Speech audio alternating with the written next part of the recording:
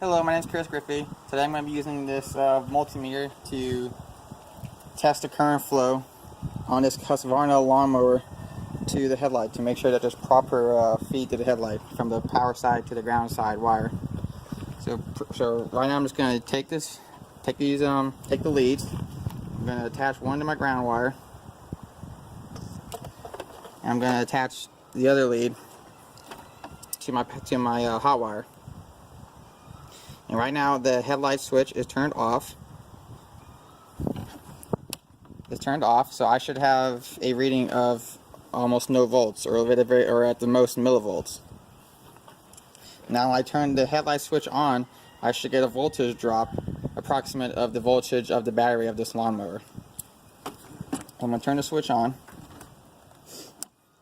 And as you can see, it jumped from 0.16 millivolts to roughly 12.3 volts, which means I'm getting a good, which is pretty much the voltage of the battery. So I'm getting a good feed from the battery to the hot wire for the light bulb, and then if the light bulb was plugged in, it would be a good feed to the ground wire, and the light bulb would work.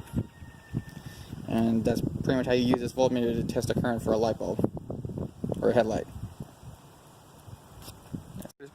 So today we're going to be taking my multimeter and we're going to be testing the turn signal on this Kubota tractor.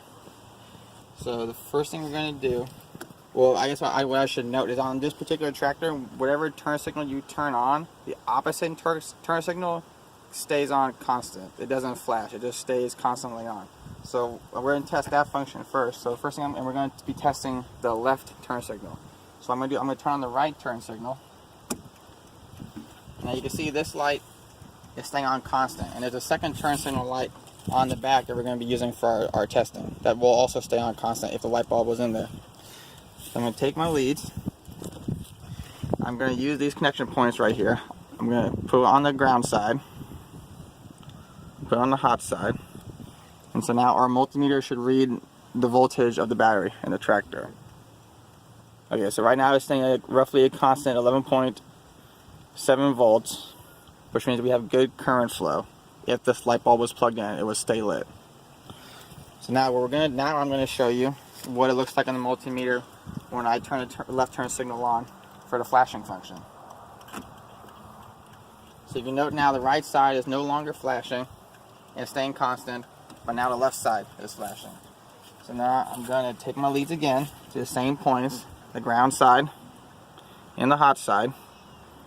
And if you look at the voltmeter, you should be flashing between out of limits and a voltage reading. That means that the turn signal, because it's turning on and off, is constantly opening and closing the circuit, which is, you can see on the multimeter right there. Which means that the flashing function on these particular wires is working properly.